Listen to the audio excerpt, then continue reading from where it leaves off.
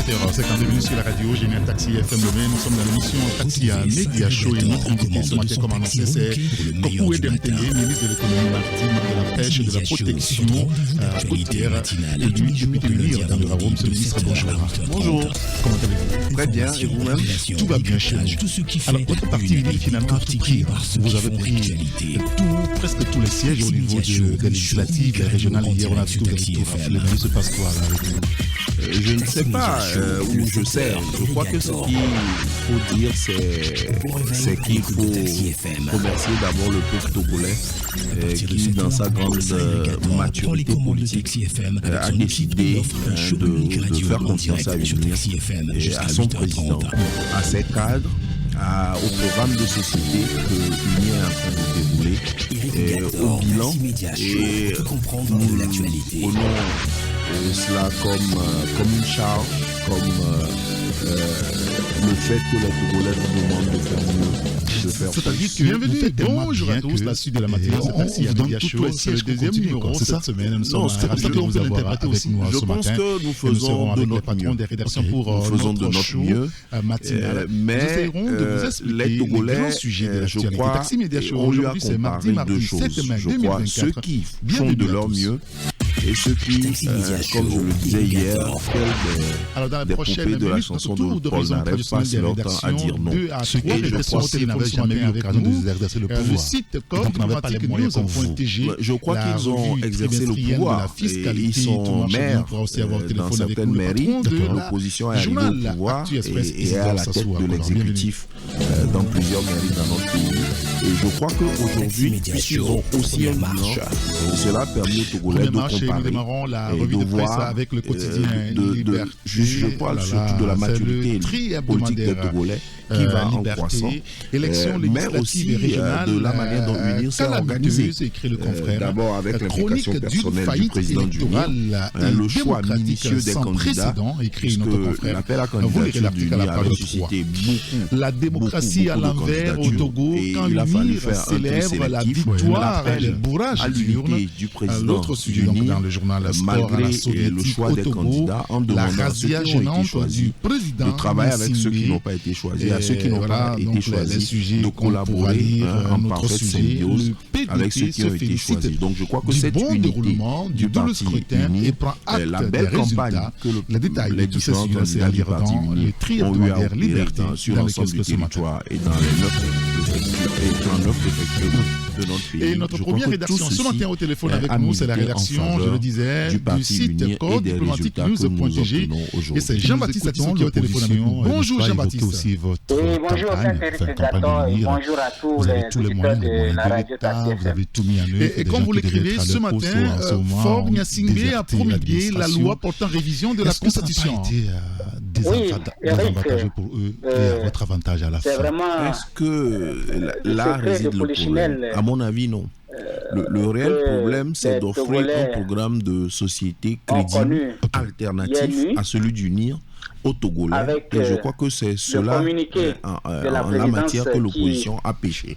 Je crois en focalisant le débat autour de la réforme constitutionnelle et en oubliant, comme on dit en français, et en laissant la proie pour l'ombre, l'opposition c'est, excusez-moi l'expression, tirer une balle dans le pied. Et je ne pense pas que l'opposition a particulièrement battu campagne. Moi je crois qu'il faut savoir d'abord...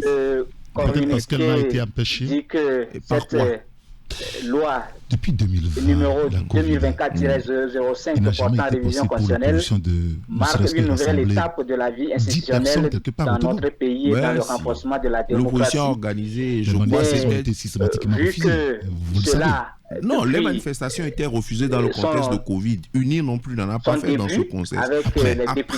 Après la levée des restrictions liées à la pandémie, je crois qu'il faut organiser les manifestations et dans un cadre qui ne, comme on dit, ma liberté s'arrête là où commence celle de l'autre. Dans un cadre qui n'empêche pas la ménagère d'aller vaquer à ses obligations, le fonctionnaire d'être à son poste, le commerçant d'ouvrir sa boutique. Je crois que si l'opposition avait pris toutes ces dispositions, avait su faire organiser les différentes manifestations par des organisations qui étaient reconnues, parce que des fois, ça a été aussi le défaut de base légale des organisations et qui voulaient organiser ces manifestations et avaient respecté les consignes du ministère de la Sécurité en ce qui concerne les manifestations publiques. Je crois que rien ne s'opposait à ce qu'ils exercent leurs activités. Comme je le dis, la liberté de manifester, les libertés politiques doivent s'exercer dans un cadre qui est défini par la loi. Tout à l'heure, les auditeurs auront la possibilité de vous interroger, de vous interpeller sur ces points qu'on est en train d'évoquer. Mais sérieusement, est-ce que vous vous attendiez à ces scores-là, presque à la soviétique? On nous a dit hier que c'est presque à la togolaise. Non, je crois que dire que c'est à la soviétique, c'est un peu péjoratif. Et je crois que c'est le résultat issu des 113 sièges à mise en jeu. Vous avez eu 108. Oui, vous avez tout pris. Oui, mais voilà le résultat, voilà l'expression de la majorité des Togolais. Voilà ce que pensent les Togolais, de qui devrait avoir les destinées de leur pays, de qui devrait légiférer en leur nom. Est-ce que vous y attendez, vous, aujourd'hui, en tout cas, nous ne sommes pas surpris. Nous ne sommes pas surpris parce qu'il y a un travail qui a été fait, un travail minutieux. Le choix des candidats, je crois que le UNIR s'est donné la peine de choisir des candidats populaires dans les 9 préfectures du pays.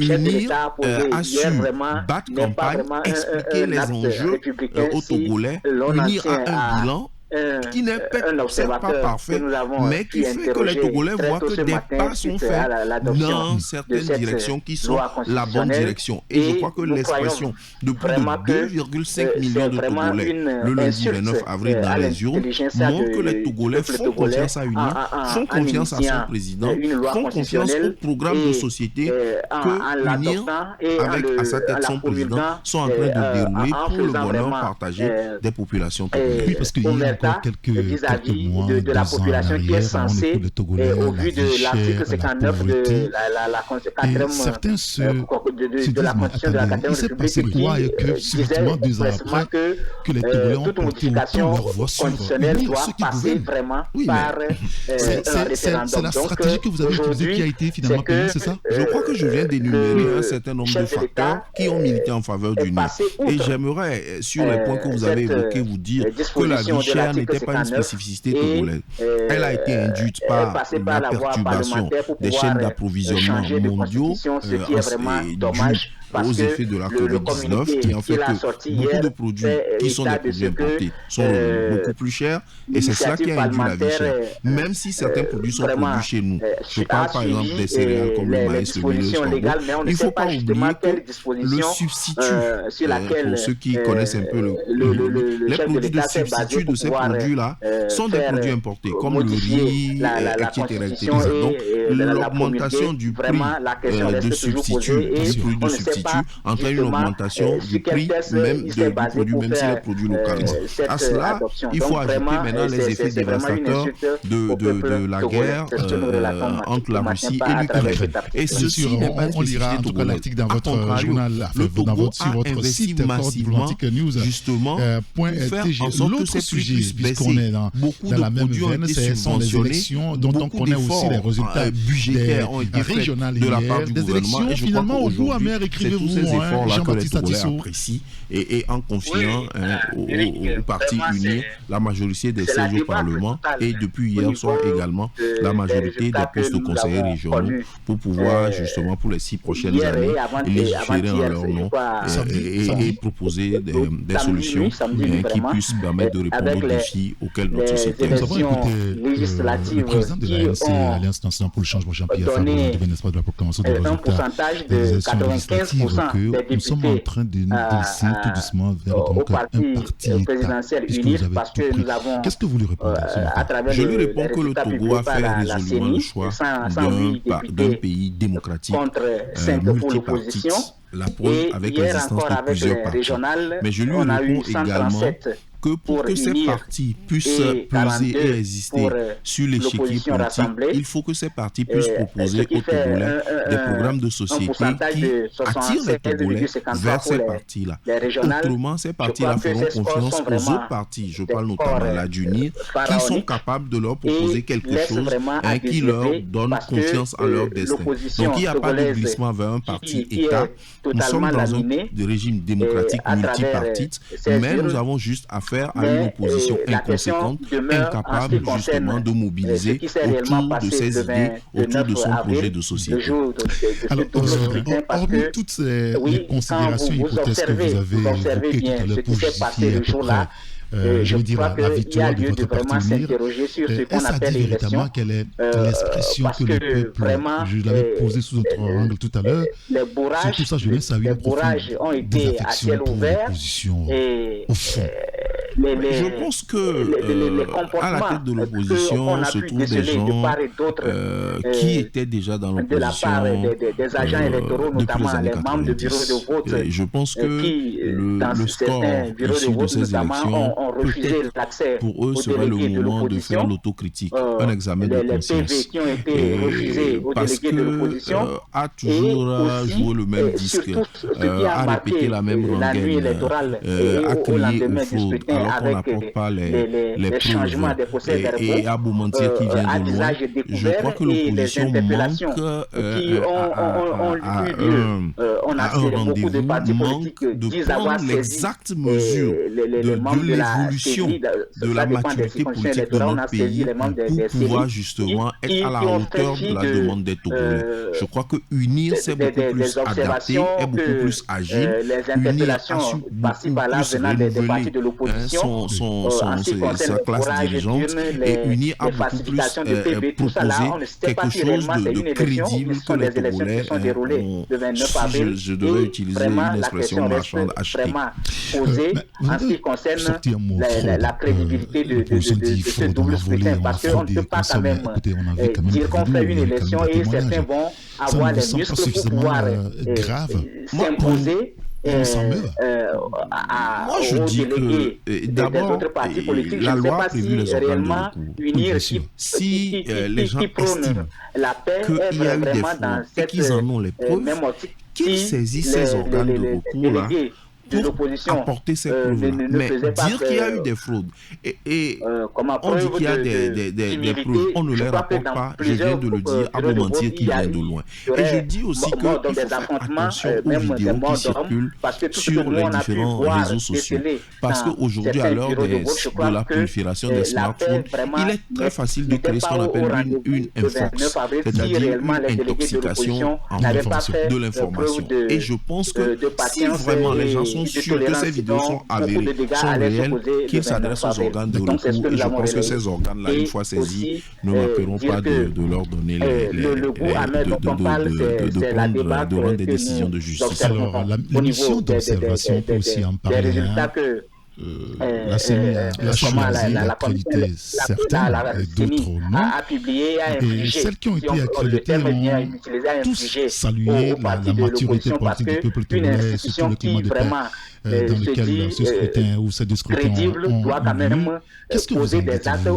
J'aimerais, avant de répondre à votre question, saluer également le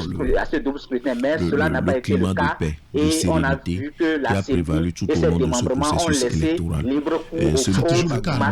Ce n'était pas gagné dans l'histoire pas très récente de notre pays. Cela n'a pas été toujours le cas. Je voudrais d'abord saluer cela et rendre hommage à l'action du chef de l'État, puisque toutes les parties de notre territoire n'étaient pas totalement en sécurité, mais on a pu voter partout.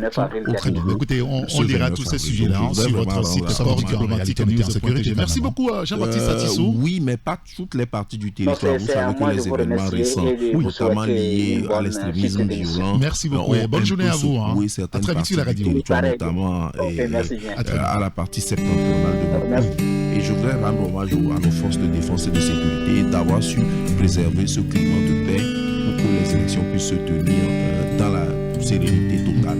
Mais je voudrais dire aussi que ces observateurs-là, nous ne les avons pas forcés à faire ces observations à l'issue de leur mission. Et je voudrais dire que voilà un scrutin qui a été observé par l'Union africaine, la CEDEAO, la CENSA. Et je pense que sur les 14 000 et quelques bureaux de vote, il est possible qu'il y ait eu des incidents Mais si ces missions d'observation ont rendu ce rapport, c'est parce qu'ils pensent que ce sont des incidents isolés qui ne sont pas globalement de nature à remettre en cause le scrutin dans sa globalité. Oui, c'est la phrase magique, souvent qu'on entend. Non, ce n'est pas de nature à remettre. Non, moi je pense que cela juste renvoie à une notion statistique. C'est-à-dire que quand vous avez un échantillon de 14 000, ce n'est pas parce qu'il y a eu un problème sur un. Et allez voir le problème 1, 2, 3 que vous allez rejeter et le résultat que les 14 000 observations, comme on l'appelle en statistique, vous donne. Et je pense que il faut plutôt, pour ceux qui ont perdu ces élections, être de bons perdants et faire un examen, un autocritique, surtout faire prévaloir le fair play et s'inscrire radicalement dans un esprit républicain, c'est-à-dire saisir les organes qui ont été prévus par la loi en la matière. Alors, vous savez, je maintiens ma phrase, vous avez tout pris. Législative régionale. Jimmy Hope sur la radio Taxi FM Lomé et notre deuxième rédaction ce matin au téléphone avec nous, c'est la rédaction du journal Actu Express et nous avons au téléphone le patron de ce journal. C'est Isidore Sassoua-Polo. Bonjour Isidore. C'est cet objectif que unir vient de conforter. Et ce matin, vous aussi, naturellement, vous revenez sur les résultats tels que proclamés au niveau des élections législatives et régionales, comme vous l'écrivez, élections législatives 2024, UNI s'ajuste. Ce que nous avons en fait, c'est de dérouler notre programme de société, c'est de dérouler la vision de notre chef de l'État, et je voudrais saluer son action à la tête de notre parti et de notre pays, le président Faure Gnassingbé, de dérouler sa vision en termes d'accès aux infrastructures socio-éducatives, d'accès à l'eau, d'accès à l'électricité, de lutte contre le chômage des jeunes, notamment avec des projets structurants comme la création de la plateforme industrielle d'Andeti-Copé, de croissance économique, de recherche de solutions en matière de santé, et en matière d'amélioration du cadre éducatif, etc. Tous ces projets-là sont inclus dans la feuille de route du gouvernement 2020-2025 que nous étions en train d'exécuter avant ces élections. Et je pense qu'au regard des défis auxquels notre pays est confronté et auxquels le monde est confronté, cette feuille de route reste d'actualité. Peut-être qu'elle sera un peu peaufinée, mais les principaux objectifs restent d'actualité. Et justement, voilà ce que nous allons faire de notre victoire, c'est d'arriver à atteindre ces objectifs-là. Comme je le dis, dans cette aventure de modification de la Constitution, Monsieur le ministre, notamment, est-ce que c'est l'UNI qui est fort ou c'est l'opposition qui est faible? Je crois que c'est les deux. Que c'est lui qui était l'initiateur. À mon humble avis, c'est les deux. Je pense que le parti UNIR, justement, si vous voyez la qualité des candidatures dans les 39 préfectures, je crois qu'il est difficile pour l'opposition aujourd'hui de présenter des candidats crédibles. On l'a vu de ces consultations. Et sans vouloir... le drame, c'est plus de personnes ressources. Ce que je dis, c'est qu'en tout cas, UNIR est beaucoup plus capable de mobiliser des cadres, des gens qui sont populaires, des gens qui sont connus dans les 39 préfectures de notre pays. UNIR est capable de faire beaucoup plus que les partis de l'opposition. UNIR est beaucoup plus structuré, UNIR est beaucoup plus discipliné, UNIR a vraiment battu campagne, hier soir, je pense que c'est annoncé par les services de la présidence de la République que le président Faure Gnassingbé a promulgué la nouvelle constitution et vous publiez aussi cette tribune, c'est là où je vais en venir, tribune du professeur Magloire Kouakoui, avec cette interrogation, quel régime politique et quel mode de scrutin à l'heure des réformes pour le Togo? Comme un référendum contre la proposition de nouvelle constitution. UNIR a su expliquer les enjeux de cette nouvelle constitution, pourquoi c'est beaucoup plus de démocratie à la base, pourquoi le régime parlementaire offre beaucoup plus d'avantages, beaucoup plus d'ancrage de la démocratie dans notre pays. Et je crois que c'est ce travail de fond, ce travail de terrain. Et des ministres du gouvernement sont retournés pour demander le suffrage des populations. Ce faisant, ils écoutent mieux les problèmes de ces populations qu'ils intègrent dans leur travail au quotidien. Je pense que tous ces paramètres-là ont aujourd'hui, on le voit clairement, la victoire du UNIR est fort. Alors, l'hypothèse du UNIR est fort, l'opposition faible. Dans une république où l'opposition est faible, est-ce que c'est pas un danger en réalité pour vous aussi? Vous qui êtes Non, je crois que je comprends un peu votre analyse, puisque comme on dit, pour danser bien, on danse bien quand l'autre partenaire aussi danse bien. Et je crois que effectivement, notre pays aurait intérêt à avoir une opposition politique et quel mot de scrutin à l'heure des réformes pour le Togo. C'est une vraiment toujours d'actualité. Vous l'avez dit à l'issue de 3 pages dans votre journal, page 5, page 6 et page 7. Un journal Actu Express naturellement. Et puis la presse, on en parle aussi avec le classement mondial de la liberté de la presse 2024. Le Togo a touché le fond en résidence. Nous avons eu lors du scrutin du 29 avril. C'est qu'on a vu une opposition constructive qui fait des propositions d'amélioration de ce que propose la majorité pour qu'ensemble nous puissions travailler à la construction de notre pays. Mais comme je vous ai dit, la posture de l'opposition qui consiste juste à rejeter tout ce qui est fait, à ne pas faire de propositions concrètes en termes de gouvernance, en termes d'amélioration et de vie de nos concitoyens, en termes d'infrastructures. Vous voulez les redire à vos conseillers, ça? Non, pas des conseillers. Non. C'est le rôle de l'opposition. Attendez, le rôle de l'opposition. Oui, il faut critiquer l'action, contrôler l'action du gouvernement au Parlement. Mais il faut d'abord venir au Parlement. L'opposition n'a même pas été capable de battre campagne pour venir au Parlement, pour venir faire ses propositions au Parlement. Qu'est-ce que vous voulez que nous fassions? Or, la règle en matière démocratique veut que ce soit le résultat issu des urnes, donc la volonté du peuple, donc la volonté du peuple togolais qui soit respectée. Et c'est ce que nous sommes en train de faire. Le respect de la loi, le respect des principes républicains. Voilà ce que nous sommes en train de faire. Alors là, la cartographie politique au niveau de l'Assemblée, on la voit clairement aujourd'hui. Moi, représentatif, on va le dire aussi. Est-ce que vous êtes rassuré d'une collaboration là sans heure? Cela fait ajouter aussi le cas de Loïc Lawson et il n'y aura pas de difficulté pour nous de faire passer toutes les lois à l'Assemblée. Alors, je voudrais préciser que le but du nid n'est pas d'éviter les difficultés, n'est pas d'éviter la contradiction. Non, au contraire, nous l'embrassons, puisque de la contradiction naît une pensée plus grosse. Je crois que ça, c'est la philosophie de Hegel. Il faut exploiter sur une idée, être rassuré de la validité de l'idée contraire pour aboutir à une pensée plus haute. Et c'est ce que nous voulons à unir, que le jeu démocratique puisse être joué totalement. Les 5 députés, ceux qui le souhaitent parmi eux, qu'ils viennent à l'Assemblée, qu'ils apportent leur pierre, qu'ils fassent leurs propositions, qu'ils fassent leurs critiques, et nous en tiendrons compte si nous trouvons que ces critiques sont effectivement fondées, si nous trouvons que les critiques, les propositions qui sont formulées par ces députés issus de l'opposition sont des critiques qui peuvent, lorsque nous les intégrons, peuvent aller dans l'amélioration des conditions de vie. Je pense qu'à EDI, nous n'avons aucun problème à accepter la contradiction. D'accord. Alors, on va permettre maintenant aux auditeurs de vous poser des questions, de nous interpeller, pourquoi pas, en nous appelant sur la radio Taxi FM sur le 92 60 81 81. C'est le numéro sur lequel vous pouvez nous appeler pour poser vos questions. Il y a un auditeur qui dit, en vous écoutant, il a le sentiment que vous êtes devenu arrogant. Qu'est-ce que vous lui répondez? Dans la moindre mesure, parce que à l'échelle mondiale, je ne pense pas. Il dit qu'il vous connaît bien, que vous êtes jeune. La 3e place, suivi de Namibie. D'abord, je suis plus si jeune que ça, et je ne fais que rappeler les grands principes républicains. Je pense qu'il a tort d'y trouver de l'arrogance. Très bien. Alors, 92 60 81 81, vous nous appelez pour poser vos questions au ministre.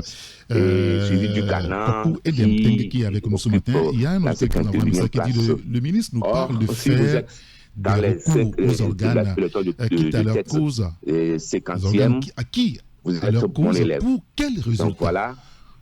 Quand cesse la de situation, nous mentir donc dans ce pays. j'invite Qu'est-ce que aussi vous nos lecteurs ou les journalistes je aussi dis que c'est l'essence même du jeu démocratique. En acceptant de participer à des élections multipartites, inclusives et démocratiques, nous acceptons de faire confiance d'abord aux organes en charge de l'organisation. Merci beaucoup Isidore Sassoua. Du scrutin.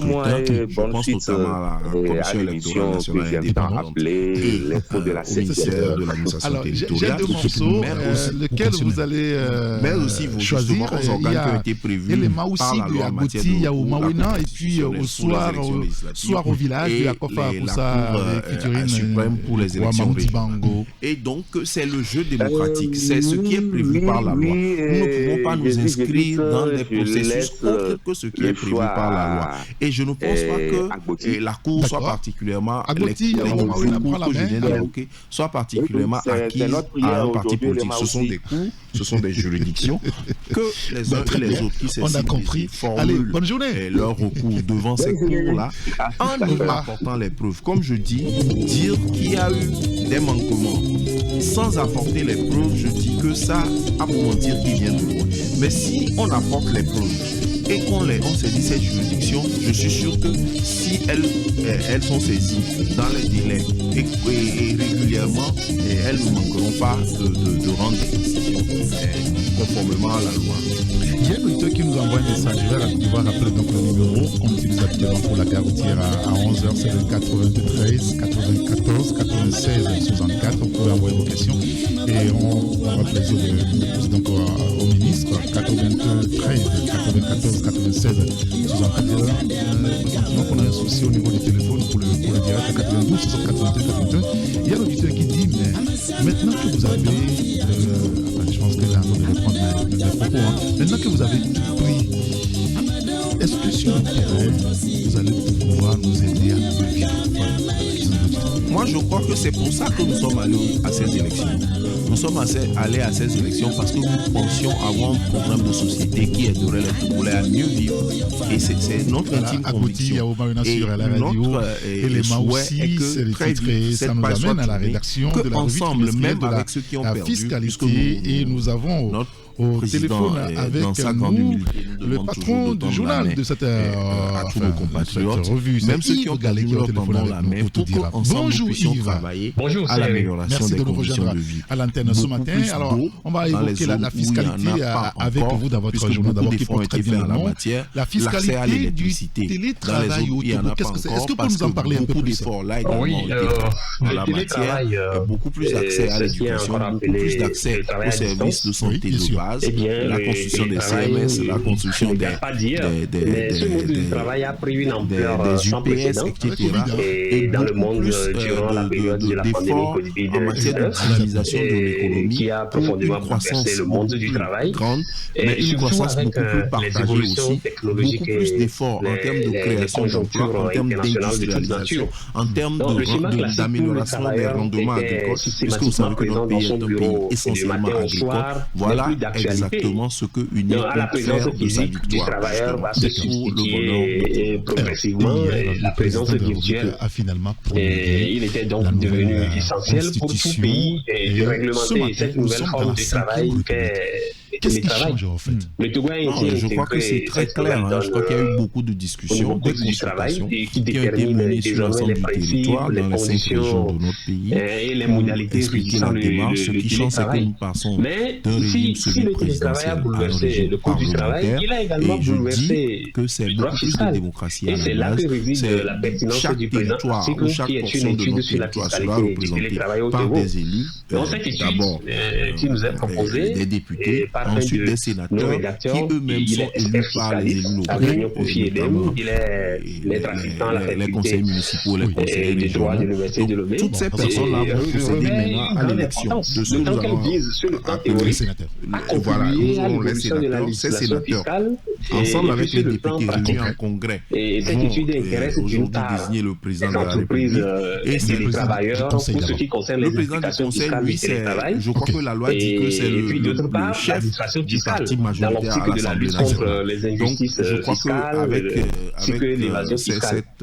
cette nouvelle architecture institutionnelle, notre pays va vers plus de démocratie à la base, puisque chaque portion du territoire, en fait, a choisi d'élire des gens qui eux-mêmes vont élire ceux qui seront en charge de gouverner. Ce sont les deux grandes articulations de cette étude qui exposent largement sur l'imposition du télétravailleur comme un établissement stable et les effets de la qualification de télétravailleur en établissement stable. Permettre un plus grand l'établissement stable, pour en savoir plus, c'est en fait une notion développée dans le cadre des conventions internationales visant à déterminer le lieu d'évolution d'une activité opérationnelle qui est exercée par une entreprise dans un état autre que celui du lieu moi je de son ne siège. comprends pas. Et le président de la République avait même l'occasion de promulguer depuis cette nouvelle constitution. Mais justement, dans un souci d'apaisement, dans un souci de consultation, dans un souci d'explication de la démarche de l'Assemblée nationale, le président a choisi qu'une deuxième lecture soit faite. Et avant cette deuxième lecture, je crois qu'il y a une mission d'information de l'Assemblée nationale qui a sillonné l'ensemble de et puis l'autre sujet, toujours sur la fiscalité, les propositions, les avis. Je veux parler de la sécurité où vous avez évoqué ce matin, la sécurité juridique en matière fiscale. Cette deuxième la sécurité juridique, disons que c'est en bon droit et conformément à la loi que le président a promulgué. De protéger les citoyens contre les effets secondaires négatifs du droit, et en particulier les incohérences ou la complexité des lois et je crois que c'est la loi ou le changement trop le chef de l'État doit ce principe, disons, peut-être décliner sur le prochain président du Conseil des ministres. Je pense qu'il faut attendre c'est le patron de UNI. Je pense que le moment venu, lorsque la nouvelle constitution sera disponible au journal officiel de la République, lorsque la nouvelle Assemblée nationale rentrera en fonction, les institutions telles que prévues se mettront en place. De planifier leurs activités en toute certitude, en comptant sur la prévisibilité et comme je dis, laissons le temps au temps, ne mettons pas la charrue devant les bœufs, laissons l'Assemblée nationale démarrer la nouvelle Assemblée nationale, laissons que l'élection des sénateurs n'a pas encore eu lieu, puisqu'il faut que le Congrès soit réuni, c'est-à-dire l'Assemblée nationale et le Sénat soient réunis pour pouvoir désigner le président de la République au terme de la nouvelle Constitution. Laissons le calendrier républicain se mettre en place et se dérouler, et puis on finit quels sont les hommes et les femmes qui vont représenter aujourd'hui l'exécutif de notre pays. Qui font le principe de la sécurité juridique, notamment la prévisibilité et la confiance. Je pense que tout dépendra. Il y a l'équité et la justice, la lutte contre l'évasion fiscale, la complexité, la simplification et la stabilité économique. Puisque à UNI nous sommes très disciplinés. C'est ce qui est décidé, qui est consacré aux manifestations de la sécurité juridique en matière fiscale, mais aussi l'article soulève quelques critiques sur la sécurité juridique en matière fiscale. Entre autres critiques, avec le mandat des députés, c'est ce qui sera fait. Et si l'UNI me fait jouer un rôle qui est incompatible avec le mandat des députés, comme nous sommes des républicains qui réduit la valeur de ce principe. De même, il y a l'instabilité normative en matière fiscale qui est une atteinte à l'effectivité de ce principe. Nous mesurons l'exacte mesure de la grande responsabilité que le Togolais nous confie. Qui a pour objectif la protection des citoyens contre les effets négatifs du droit. Nous recommandons la consécration de ce principe de sécurité juridique par la Constitution, parce que ils deviennent des partis d'opposition extra-parlementaire jusqu'à ce que lors de nouvelles consultations électorales, les Togolais décident de leur faire c'est votre éditorial. Vous parlez de guichet unique universel, surtout les soutenir UNI. Oui, vous savez que le numérique substituer à la volonté du peuple qui s'est exprimé dans les yeux. Non, pas le siège à l'Assemblée. Est-ce que, bon, voilà, vous n'allez quand même pas les lâcher comme ça. Je ne sais pas. Je ne sais pas quelles décisions seront prises au niveau du NIR. Mais nous notons que les Togolais se sont exprimés. Les Togolais se sont exprimés pour que ces partis ne reviennent plus à l'Assemblée nationale. Maintenant, s'ils décident de rejoindre l'UNI ou de former une coalition et qui rejoint l'UNI, je ne sais pas. Vous savez, nous sommes en politique, surtout avec cette nouvelle constitution. Et je pense que le jeu politique est beaucoup plus ouvert financier QDEF qu'on a payé. C'est une innovation majeure qui est mise en place par l'ODR pour permettre aux opérateurs économiques de déposer les états financiers de leurs entreprises via Internet en toute simplicité. Donc l'édito définit clairement la vocation de ce nouvel outil technologique dont l'objectif principal reste, quoi qu'on dise, la maximisation des recettes en luttant efficacement contre la fraude et l'évasion fiscale. Et tout en se conformant à la directive de l'UEMOA en la matière. Mais qu'en est-il de la sécurité des données connectées? De faire de notre mieux, outre la question de sécurité, et l'éditorialiste touche les questions de performance, de disponibilité c'est que les uns et les autres fassent leur examen, leur scalabilité, c'est une notion informatique aussi au fair play, qui est définie comme la faculté de produire informatique à s'adapter aux fluctuations de la demande en conservant ces différentes fonctionnalités malgré toutes les secousses. Donc, mais alors, pourquoi toutes ces questions? Parce que dans les conditions normales, le système QDEF doit pouvoir, entre autres, supporter plus de 200 000 transactions simultanées. Et le système doit être résilient et robuste, résistant aux pannes et capable de maintenir sa stabilité en présence des données invalides, par exemple. Merci à tous ceux qui nous ont suivis sur la radio Génotaxi FM Lomé. Et nous allons finir avec ce morceau de Kojo Janka. La jeune génération de TikTok ne peut pas le connaître sur le temps de reprise des activités ne devrait pas excéder 120 minutes. On n'était pas aussi. Et ça, c'est selon les termes de référence du QDEF qui ont été soumis au cabinet concepteur de la plateforme. Mais l'on se demande, en fin de compte, si la connexion Internet et son débit au Togo ont la qualité nécessaire pour tenir avec efficacité toutes les merveilleuses fonctionnalités attribuées au QDEF. Jacques Diakouti, Ambroise Oudou, Joseph Fada, de semaine QDEF peut rester inopérationnel. Bien sûr, merci beaucoup. Et tout ceci, allez, passez une bonne journée. Bonne journée à vos auditeurs également. Merci beaucoup. Bonne journée, au revoir. Bien sûr. Et qu'il faut réguler, voilà. On a compris. Écoutez, le reste, quand il y a notre journal, votre esprit de la fiscalité. Merci beaucoup, Yves Gallet. Merci, Eric. Et ensuite, d'émission. Merci beaucoup et bonne journée à vous. Bonne journée et bonne journée à tous les passagers du taxi matinal. Exactement. Et puis on vous accompagne avec ce morceau de Cécile Lula, Tous pour la paix. Et puis après, on sera avec notre invité, c'est le ministre Tokoué Damitengue, ministre de l'économie, maritime, de la pêche, de la protection côtière. Il est élu, c'est la deuxième fois qu'il est élu. Il faut une appréciation, je ne sais pas si la deuxième fois il va se dire, on va le faire tout à l'heure. Député unir dans le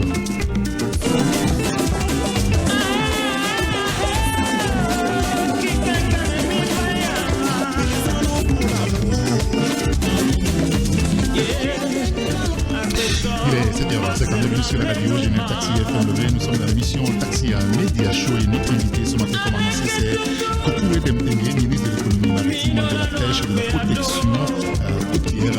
Député unir dans le Gabon, c'est ministre. Bonjour. Bonjour. Comment allez-vous? Très bien, et vous-même? Tout va bien chez vous. Alors, votre parti unir finalement qui prie. Vous avez pris presque tous les sièges au niveau de législatives, des régionales, il y en a tous les objectifs. Je pense que je ne sais pas où je sais. Je crois que ce qu'il faut dire, c'est qu'il faut remercier d'abord le peuple togolais qui, dans sa grande maturité politique, a décidé de faire confiance à UNIR et à son président, à ses cadres, au programme de société que UNIR est en train de dérouler, au bilan. Et nous prenons cela comme une charge, comme le fait que les Togolais nous demandent de faire mieux, de faire plus. C'est-à-dire que vous faites tellement bien que on vous donne tous les sièges que vous continuez, quoi, c'est ça? Non, c'est comme ça qu'on peut l'interpréter aussi. Je pense que nous faisons de notre mieux. Ok. Nous faisons de notre mieux, mais les Togolais, je crois, ont eu à comparer deux choses. Je crois ceux qui font de leur mieux et ceux qui, comme je le disais hier, tels des poupées de la chanson de Paul Narev, passent leur temps à dire non. Ceux qui peut-être aussi n'avaient jamais eu l'occasion d'exercer le pouvoir. Et donc, n'avaient pas les moyens comme vous. Je crois qu'ils ont exercé le pouvoir. Et ils sont maires dans certaines mairies. L'opposition est arrivée au pouvoir et est à la tête de l'exécutif dans plusieurs mairies dans notre pays. Et je crois qu'aujourd'hui, puisqu'ils ont aussi un bilan, et cela a permis aux Togolais de comparer et de voir, je parle surtout de la maturité politique des Togolais qui va en croissant, mais aussi de la manière dont UNIR s'est organisé. D'abord avec l'implication personnelle du président d'UNIR, le choix minutieux des candidats, puisque l'appel à candidature d'UNIR avait suscité beaucoup de candidatures, et il a fallu faire un tri sélectif. L'appel à l'unité du président d'UNIR, malgré le choix des candidats, en demandant à ceux qui ont été choisis de travailler avec ceux qui n'ont pas été choisis, à ceux qui n'ont pas été choisis de collaborer en parfaite symbiose avec ceux qui ont été choisis. Donc je crois que cette unité du parti UNIR, la belle campagne que les différents candidats du parti UNIR ont eu à opérer sur l'ensemble du territoire et dans les 9 préfectures et 39 préfectures de notre pays, je crois que tout ceci a milité en faveur du parti UNIR et des résultats que nous obtenons aujourd'hui. Nous écoutons l'opposition, n'est-ce pas, évoquer aussi votre campagne, enfin la campagne de UNIR. Vous avez tous les moyens de l'État, vous avez tout mis en œuvre, des gens qui devaient être à leur poste en ce moment ont déserté l'administration. Est-ce que ça n'a pas été désavantageux pour eux et à votre avantage à la fin? Est-ce que là réside le problème? À mon avis, non. Le réel problème, c'est d'offrir un programme de société crédible, alternatif à celui d'UNIR aux Togolais. Et je crois que c'est cela, en la matière, que l'opposition a péché. Je crois en focalisant le débat autour de la réforme constitutionnelle et en oubliant, comme on dit en français, et en laissant la proie pour l'ombre, l'opposition s'est, excusez-moi l'expression, tiré une balle dans le pied. Et je ne pense pas que l'opposition a particulièrement battu campagne. Moi, je crois qu'il faut savoir d'abord... Peut-être parce qu'elle n'a été empêchée. Par quoi? Depuis 2020, la Covid... Il n'a jamais été possible pour l'opposition de ne serait-ce que rassembler 10 personnes quelque part au Togo. Mais si. L'opposition a organisé, je crois, c'était... été systématiquement refusées, vous le savez. Non, les manifestations étaient refusées dans le contexte de Covid. UNIR non plus n'en a pas fait dans ce contexte. Mais après la levée des restrictions liées à la pandémie, je crois qu'il faut organiser les manifestations et dans un cadre qui ne, comme on dit, ma liberté s'arrête là où commence celle de l'autre. Dans un cadre qui n'empêche pas la ménagère d'aller vaquer à ses obligations, le fonctionnaire d'être à son poste, le commerçant d'ouvrir sa boutique. Je crois que si l'opposition avait pris toutes ces dispositions, avait su faire organiser les différentes manifestations par des organisations qui étaient reconnu, parce que des fois ça a été aussi le défaut de base légale des organisations et qui voulaient organiser ces manifestations et avaient respecté les consignes du ministère de la Sécurité en ce qui concerne les manifestations publiques. Je crois que rien ne s'opposait à ce qu'ils exercent leurs activités. Comme je le dis, et la liberté de manifester, les libertés politiques doivent s'exercer dans un cadre qui est défini par la loi. Ah oui, tout à l'heure, les auditeurs auront la possibilité de vous interroger, de vous interpeller sur ces points qu'on est en train d'évoquer. Mais sérieusement, est-ce que vous vous attendiez à ces scores-là, presque à la soviétique? On nous a dit hier que c'est presque à la togolaise. Non, je crois que dire que c'est à la soviétique, c'est un peu péjoratif. Et je crois que c'est le résultat issu des élections. 113 sièges à mise en jeu, vous avez 808. Oui, mais vous avez tout pris. Oui, mais voilà le résultat, voilà l'expression de la majorité des Togolais. Voilà et ce que pensent les Togolais de qui devrait avoir les destinées de leur pays, de qui devait légiférer en leur nom pour les 6 prochaines années. Vous à unir en allant ces élections? En tout cas, nous ne sommes pas surpris. Nous ne sommes pas surpris parce qu'il y a un travail qui a été fait, un travail minutieux. Le choix des candidats, je crois que le UNIR s'est donné la peine de choisir des candidats populaires dans les 39 préfectures du pays. UNIR a su battre campagne, expliquer les enjeux aux Togolais. UNIR a un bilan qui n'est certes pas parfait, mais qui fait que les Togolais voient que des pas sont faits dans certaines directions qui sont la bonne direction. Et je crois que l'expression de plus de 2,5 millions de Togolais le lundi 29 avril dans les urnes montre que les Togolais font confiance à UNIR, font confiance à son président, font confiance au programme de société que UNIR, avec à sa tête son président, sont en train de dérouler pour le bonheur partagé des populations togolaises. Oui, parce qu'il y a encore quelques mois, 2 ans en arrière, on écoute les Togolais, la vie chère, la pauvreté, et certains se disent, mais attendez, il s'est passé quoi et que subitement, 2 ans après, que les Togolais ont porté autant leur voix sur UNIR, ceux qui gouvernent? Oui, mais... C'est la stratégie que vous avez utilisée qui a été finalement payante, c'est ça? Je crois que je viens d'énumérer un certain nombre de facteurs qui ont milité en faveur d'UNIR. Et j'aimerais, sur les points que vous avez évoqués, vous dire que la vie chère n'était pas une spécificité togolaise.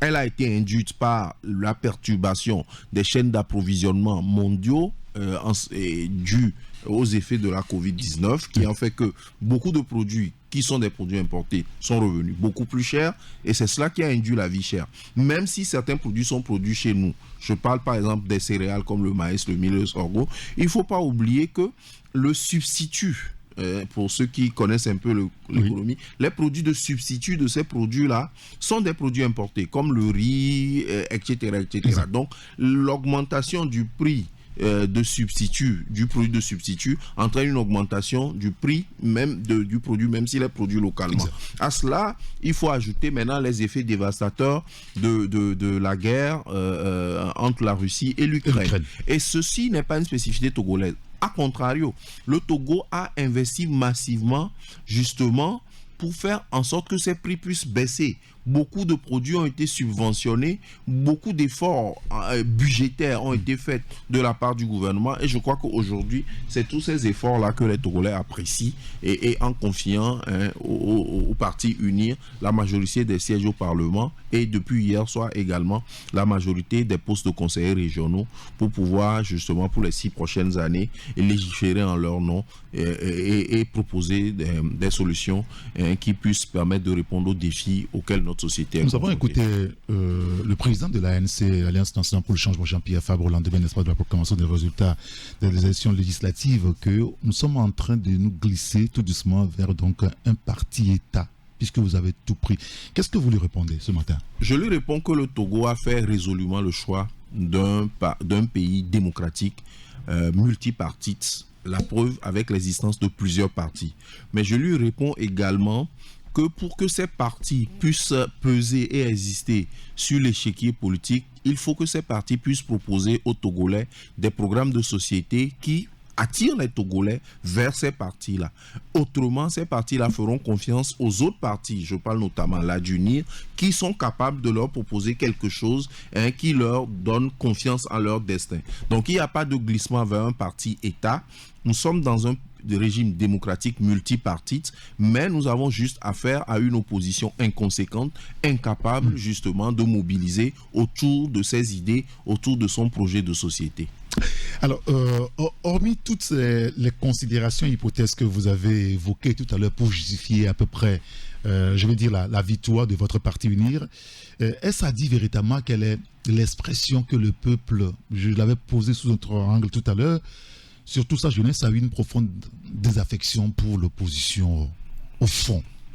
Mais je pense que à la tête de l'opposition se trouvent des gens qui étaient déjà dans l'opposition depuis les années 90. Et je pense que le score issu de ces élections, peut-être, pour eux, serait le moment de faire l'autocritique, un examen de conscience.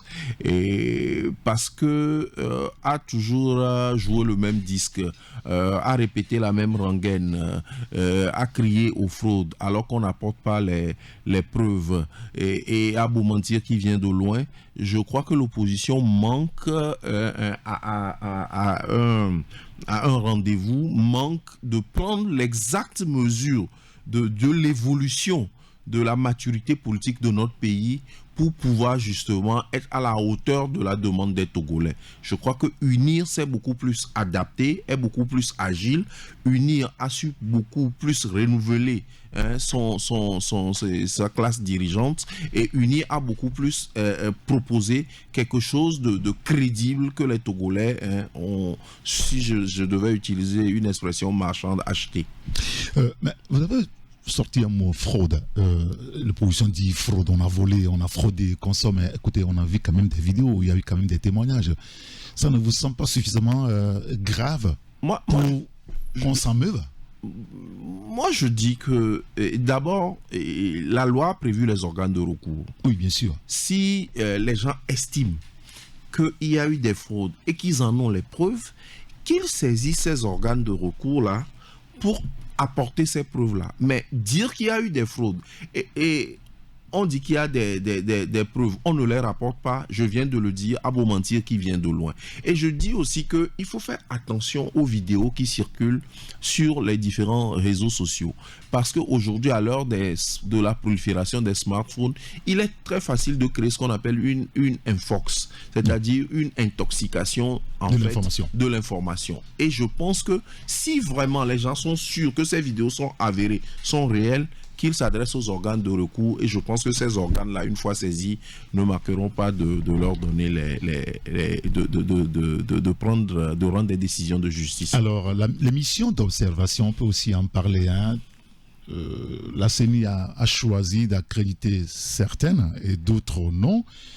Et celles qui ont été accréditées ont tous salué la maturité politique du peuple togolais, et surtout le climat de paix dans lequel ce scrutin ou ces deux scrutins ont eu lieu. Qu'est-ce que vous en dites, vous?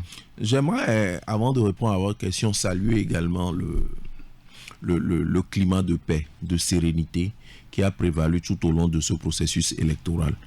C'est toujours le cas, non? Ce n'était pas gagné dans l'histoire pas très récente de notre pays, cela n'a pas été toujours le cas. Et je voudrais d'abord saluer cela et rendre hommage à l'action du chef de l'État, puisque toutes les parties de notre territoire n'étaient pas totalement en sécurité, mais on a pu voter partout au Togo ce 29 avril. Donc je voudrais vraiment rendre hommage. Ça veut dire qu'en réalité on était en sécurité quand même, hein? Oui, mais pas toutes les parties du territoire. Vous savez que les événements récents, notamment liés à l'extrémisme violent, ont un peu secoué certaines parties du territoire, notamment à la partie septentrionale de notre pays. Oui. Et je voudrais rendre hommage à nos forces de défense et de sécurité d'avoir su préserver ce climat de paix pour que les élections puissent se tenir dans la sérénité totale. Mais je voudrais dire aussi que ces observateurs-là, nous ne les avons pas forcés à faire ces observations à l'issue de leur mission. Et je voudrais dire que voilà un scrutin qui a été observé par l'Union africaine, la CEDEAO, la CENSAD, et je pense que sur les 14 000 et quelques bureaux de vote, il est possible qu'il y ait eu des incidents, mais si ces missions d'observation ont rendu ce rapport, c'est parce qu'ils pensent que ce sont des incidents isolés qui ne sont pas globalement de nature à remettre en cause le scrutin dans sa globalité. Ah oui, c'est la phrase magique, hein, souvent qu'on entend. Non, ce n'est pas une phrase magique. Ce n'est pas de nature à remettre, n'est-ce pas? Non, moi je pense que cela juste renvoie à une notion statistique. C'est-à-dire que quand vous avez un échantillon de 14 000, ce n'est pas parce qu'il y a eu un problème sur un, et allez voir le problème 1, 2, 3 que vous allez rejeter et le résultat que les 14 000 observations, comme on l'appelle en statistique, vous donnent. Et je pense que il faut plutôt, pour ceux qui ont perdu ces élections, être de bons perdants. Et faire un examen, un autocritique, surtout faire prévaloir le fair play et s'inscrire radicalement dans un esprit républicain, c'est-à-dire saisir les organes qui ont été prévus par la loi en la matière. Alors, vous avez, comme j'ai dit au début, je maintiens ma phrase, vous avez tout pris, législative, régionale. Qu'est-ce que vous allez faire maintenant de votre avance confortable? Moi, je pense que l'objectif de tout parti politique, c'est la conquête du pouvoir et son exercice, et le garder le plus longtemps possible. Et c'est cet objectif que UNIR vient de conforter, puisqu'il l'avait déjà atteint. UNIR vient de conforter encore cet objectif et d'avoir même plus de députés en termes de pourcentage que dans la législature passée. Ce que nous allons en faire, c'est de dérouler notre programme de société, c'est de dérouler la vision de notre chef de l'État, et je voudrais saluer son action à la tête de notre parti et de notre pays, le président Faure Gnassingbé, de dérouler sa vision en termes d'accès aux infrastructures socio-éducatives, d'accès à l'eau, d'accès à l'électricité, de lutte contre le chômage des jeunes, notamment avec des projets structurants comme la création de la plateforme industrielle d'Adétikopé, de croissance économique, de recherche de solutions en matière de santé, et en matière d'amélioration du cadre éducatif, etc., etc. Tous ces projets-là sont inclus dans la feuille de route du gouvernement 2020-2025 que nous étions en train d'exécuter avant ces élections. Et je pense qu'au regard des défis auxquels notre pays est confronté et auxquels le monde est confronté, cette feuille de route reste d'actualité. Peut-être qu'elle sera un peu peaufinée, mais les principaux objectifs restent d'actualité. Et justement, voilà ce que nous allons faire de notre victoire, c'est d'arriver à atteindre ces objectifs-là, comme je le dis, pour notre bonheur partagé, pour le bonheur des populations togolaises. Monsieur le ministre, est-ce que c'est l'UNIR qui est fort ou c'est l'opposition qui est faible? Je crois que c'est les deux, à mon avis. À mon humble avis, c'est les deux.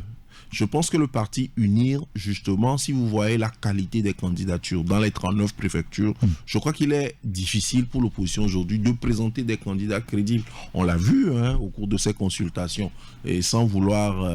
On n'a plus de personnes ressources, c'est ce que vous voulez dire? Ce que je dis, c'est qu'en tout cas, UNIR est beaucoup plus capable de mobiliser des cadres, des gens qui sont populaires, des gens qui sont connus dans les 39 préfectures de notre pays. UNIR est capable de le faire beaucoup plus que les partis de l'opposition. UNIR est beaucoup plus structuré, UNIR est beaucoup plus discipliné.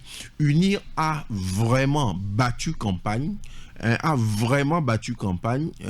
je pense que c'est le lieu peut-être à l'opposition de faire l'autocritique en la matière. UNIR est allé vers les populations, leur a expliqué les enjeux, par exemple, de la réforme constitutionnelle, puisque il ne nous a pas échappé que certains partis d'opposition avaient demandé que l'on utilise ces élections comme un référendum contre la proposition de nouvelle constitution. UNIR a su expliquer les enjeux de cette nouvelle constitution, pourquoi c'est beaucoup plus de démocratie à la base, pourquoi le régime parlementaire offre beaucoup plus d'avantages, beaucoup plus d'ancrage de la démocratie dans notre pays. Et je crois que c'est ce travail de fond, ce travail de terrain. Et des ministres du gouvernement sont retournés pour demander les suffrages des populations. Ce faisant, ils écoutent mieux les problèmes de ces populations qu'ils intègrent dans leur travail au quotidien. Je pense que tous ces paramètres-là ont milité en faveur de la victoire. Aujourd'hui, on le voit clairement, la victoire d'UNIR, donc UNIR est fort.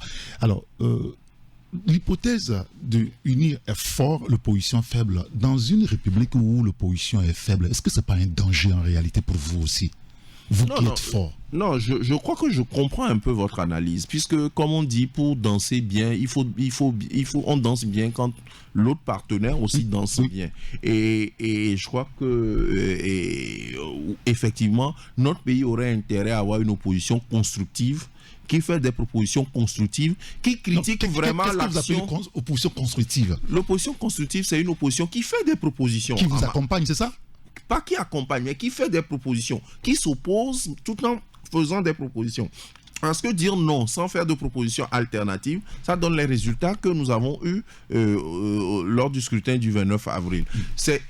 On veut une opposition constructive qui fait des propositions d'amélioration de ce que propose la majorité pour qu'ensemble nous puissions travailler à la construction de notre pays. Mais comme je vous ai dit, la posture de l'opposition qui consiste juste à rejeter tout ce qui est fait, à ne pas faire de propositions concrètes en termes de gouvernance, en termes d'amélioration et de vie de nos concitoyens, en termes d'infrastructures. Là, vous voulez les réduire à vos conseillers, ça, hein? Non, pas des conseillers. Non.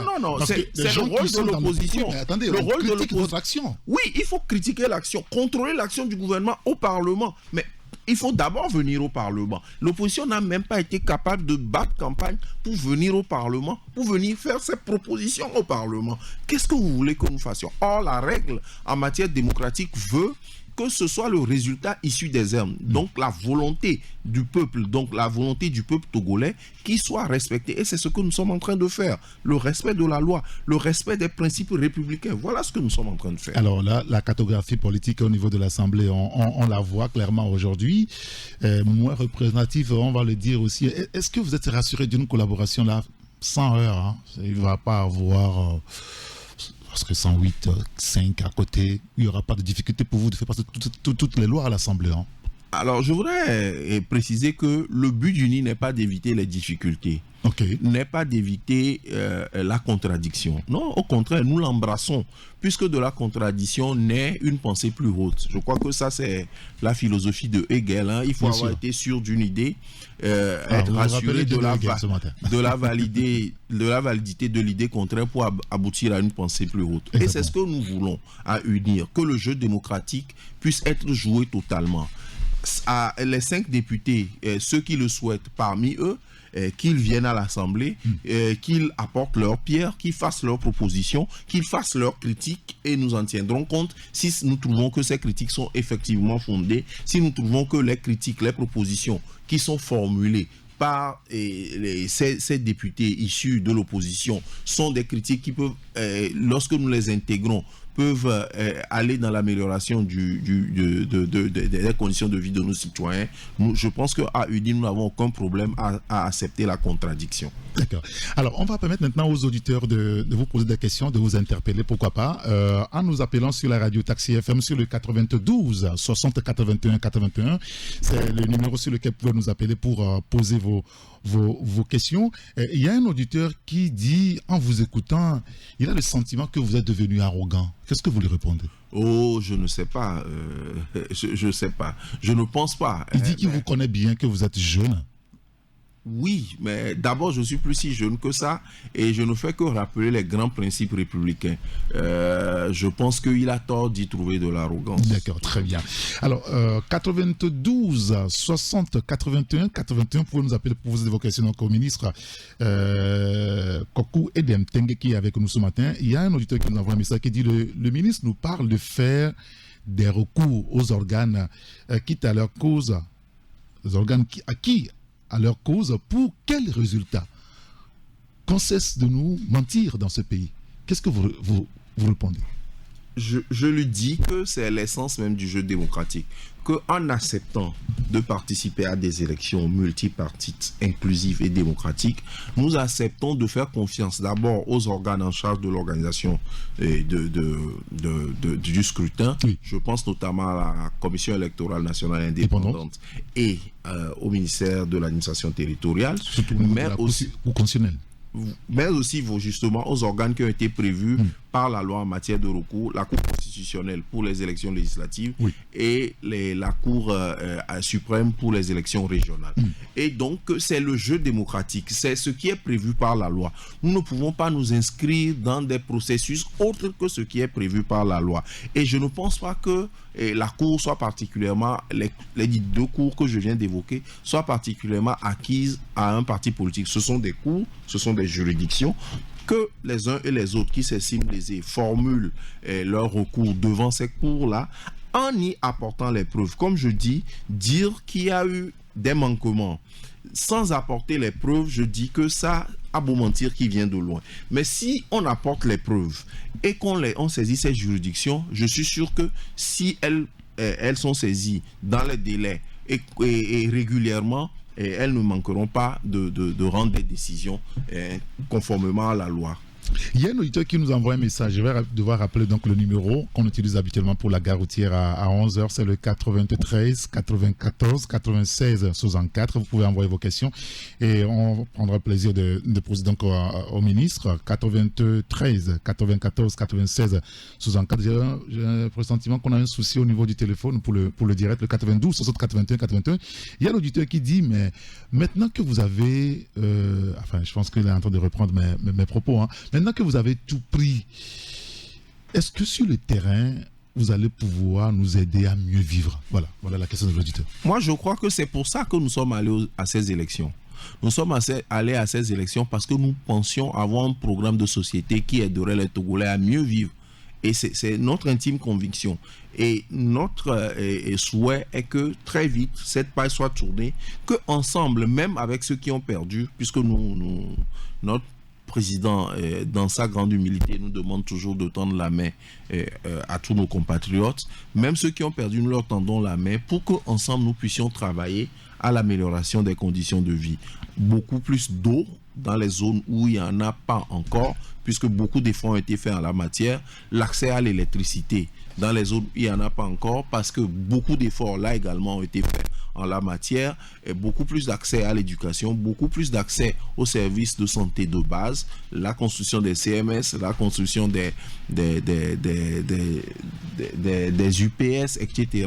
Et beaucoup plus d'efforts en matière de dynamisation de l'économie pour une croissance beaucoup plus grande, mais une croissance beaucoup plus partagée aussi, beaucoup plus d'efforts en termes de création d'emplois, en termes d'industrialisation, en termes d'amélioration des rendements agricoles, puisque vous savez que notre pays est un pays essentiellement agricole. Voilà exactement ce que UNIR compte faire de sa victoire, justement, pour le bonheur de tout le monde. Alors, et hier, le président de la République a finalement promulgué la nouvelle constitution. Et ce matin, nous sommes dans la 5e République. Qu'est-ce qui change en fait? Non, je crois que c'est très clair. Hein. Je crois qu'il y a eu beaucoup de discussions, des consultations qui ont été menées sur l'ensemble du territoire, dans les 5 régions de notre pays, pour expliquer la démarche. Ce qui change, c'est que nous passons d'un régime semi-présidentiel à un régime parlementaire. Et je dis que c'est beaucoup plus de démocratie à la base. C'est chaque territoire ou chaque portion de notre territoire sera représentée par des élus, d'abord des députés, ensuite des sénateurs qui eux-mêmes sont élus par les élus locaux, notamment les conseils municipaux, les conseils régionaux. Donc toutes ces personnes-là vont procéder maintenant à l'élection de ce que nous allons appeler les sénateurs. Voilà, nous aurons les sénateurs. Ces sénateurs, ensemble avec les députés réunis en congrès, vont aujourd'hui désigner le président de la République. Et c'est le président du Conseil d'abord. Le président du Conseil, lui, je crois que la loi dit que c'est le chef du parti majoritaire à l'Assemblée nationale. Exactement. Donc, je crois qu'avec cette nouvelle architecture institutionnelle, notre pays va vers plus de démocratie à la base, puisque chaque portion du territoire, en fait, a choisi d'élire des gens qui eux-mêmes vont élire ceux qui seront en charge de gouverner notre pays. Et donc, je pense que c'est un pas vers une démocratie. Nous allons appliquer cette nouvelle constitution et je pense que ça va permettre un plus grand ancrage de la démocratie dans notre pays. Beaucoup espéraient que le président de la République, Faure Gnassingbé, ne promulgue pas cette constitution. Jusqu'à hier, beaucoup espéraient. Et là, ce matin, on a le sentiment, les confrères qui téléphonent ont le sentiment que certains ont été douchés.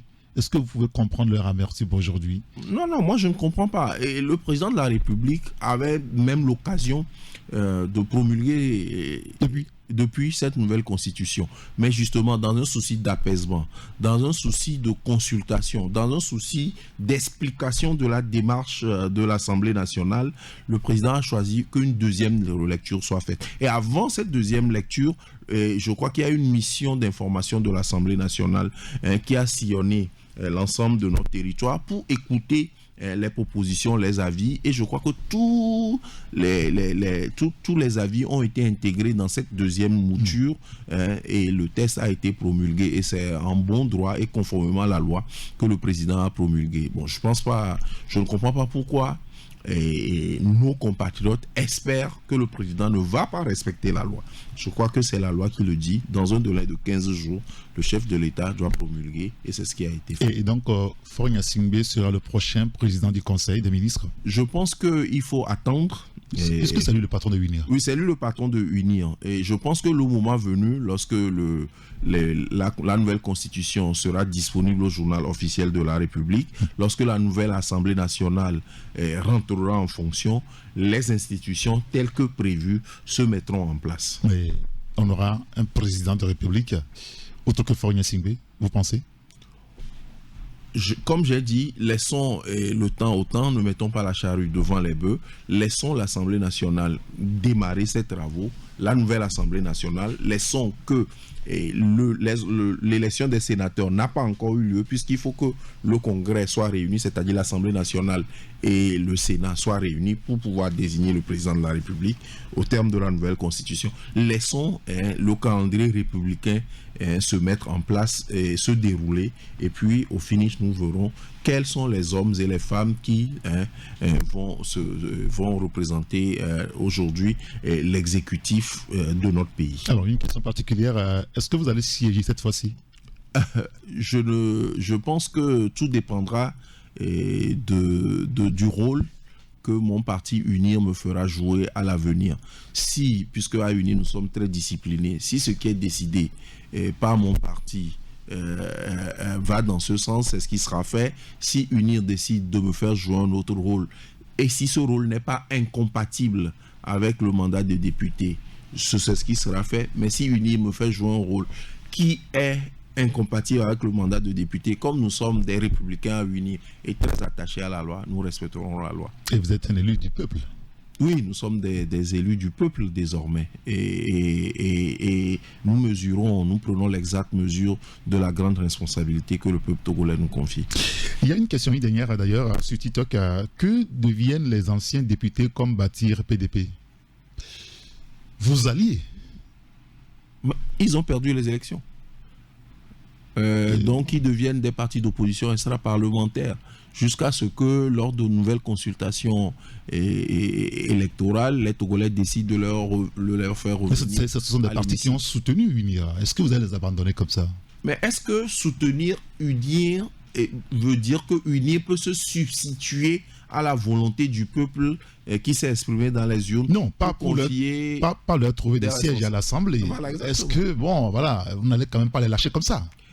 Je ne sais pas. Je ne sais pas quelles décisions seront prises au niveau du NIR. Mais nous notons que les Togolais se sont exprimés. Les Togolais se sont exprimés pour que ces partis ne reviennent plus à l'Assemblée nationale.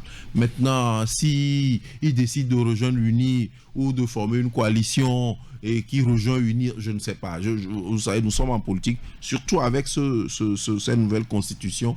Et je pense que le jeu politique est beaucoup plus ouvert. Beaucoup de combinaisons sont possibles. Et je crois qu'il faut laisser le temps au temps, comme on dit. Alors, avez-vous un message particulier à l'endroit de vos électeurs, de la classe politique, pourquoi pas, et de l'opposition surtout, et des Togolais qui vous écoutent ce matin sur la radio Taxi FM?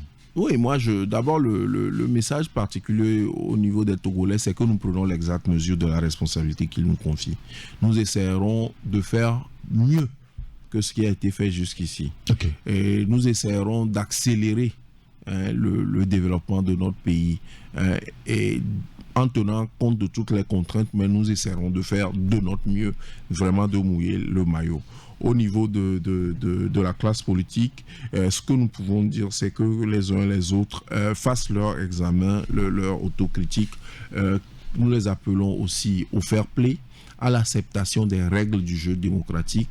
S'il y a des griefs contre le processus électoral, nous leur demandons de s'en remettre aux organes qui ont été prévus pour connaître des recours en la matière. Donc voilà le mot que j'ai à l'endroit des Togolais. D'accord, très bien. Merci beaucoup, monsieur le ministre, d'être passé nous voir ce matin. Merci. On espère vous retrouver prochainement, pas que pour parler des élections et tout le reste, mais sur beaucoup d'autres sujets concernant peut-être aussi votre secteur. Bien sûr, l'économie maritime. Ce serait avec plaisir. D'accord. Merci beaucoup. Merci. Et merci à tous ceux qui nous ont suivis sur la radio Génération Taxi FM Lomé. Et nous allons finir avec ce morceau de Kojo Djanka. La jeune génération de TikTok ne peut pas le connaître. Nous autres, monsieur le ministre, vous devez aussi connaître Kojo Djanka. On n'était pas aussi si vieux que ça. Novici, Milé Novici, pour votre confort d'écoute. Appelez-moi Sotérigato. Merci à Justo qui a assuré la mise en onde tout à l'heure à 9h 5 ou 10. Francis Daillé pour le journal ANV. Moi je vous retrouve à 11h avec les confrères La Gare Route de l'information. Jacques Diakouti, Ambroise Konjo et Joseph Gada. Pour commenter l'actualité, vous savez ce que c'est. Bien sûr, merci beaucoup, Saint-Eric. Allez, passez une bonne journée. Bonne journée à vos auditeurs également. Merci beaucoup. Bonne journée, au revoir.